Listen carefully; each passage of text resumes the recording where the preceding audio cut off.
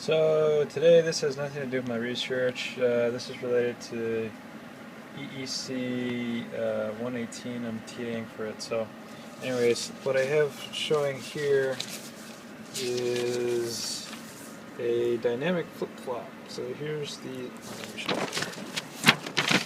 here is the circuit that I have built with the little addendum down at the bottom. Yes, my video skills are so bad. I'll finish part 3 later, but anyways, I have it in toggle mode right now. So my frequency...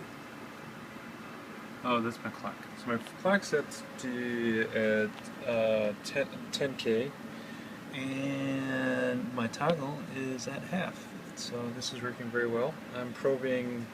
This is my input. This is my Q.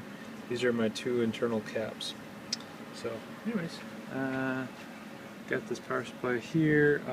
Using because this guy only overdrives up to 10 volts, so I'm using to get the higher voltage.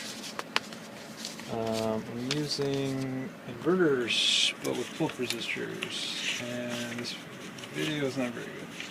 So basically, using this structure right here, so I have 2 NMOS in parallel with 10K. These NMOS actually operate very nicely. They operate around, you can give them a 3 volt peak-to-peak input and very nicely, and they'll still operate.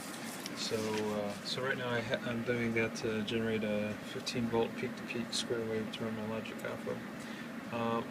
So this is the chip that I'm using in addition to generate the higher voltages.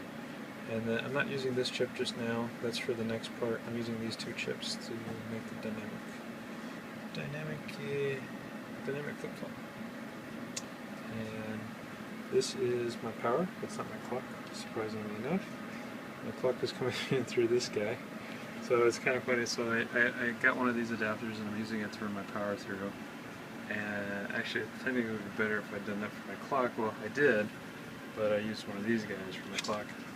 So, speed up and slow down. So, okay, here is 20K. So I get a nice doubling. And here's 5. Speeding it up. So, working very nicely. So, anyways, I'm going to call it a night.